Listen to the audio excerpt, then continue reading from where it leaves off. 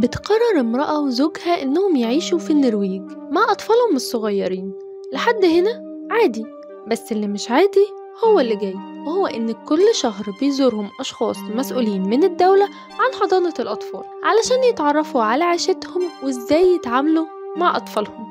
ولكن في يوم من الأيام بيحصل شيء غير متوقع بيقلب حياتهم تماما، وهو إن بيتم سحب الحضانة من الأم بسبب الاختلافات الثقافية بين الهند والنرويج في التعامل مع الأطفال. فهل يا ترى هتعرف الأم ترجع ولدها في وسط التحديات اللي هتواجهها في بلد غريبة مختلفة عن عاداتهم وتقاليدهم؟ ده اللي هنعرفه من أحداث الفيلم.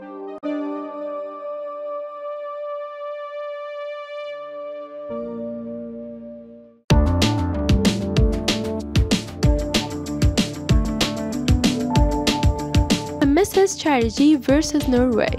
الفيلم من بطولة المبدعة راني مخرجي اللي أفلامها دايما بتركز على الجانب الإنساني والقضايا المجتمعية، واللي كان الممتع فيه إنه مقتبس من قصة حقيقية. الفيلم حصل على إشادات كبيرة وأثار جدل بسبب عرضه لقضية حصلت بالفعل مع أشخاص في نفس حالة البطلة. فلو بتحب الأفلام اللي مش مملة وفي قالب درامي فأكيد هيعجبك. وما تنساش لو شفت الفيلم قولنا رأيك في الكومنتات، وتتابع ترشيحات بيهايند مع دعاء إبراهيم مع لايك والسبسكرايب عشان يوصلك كل جديدنا.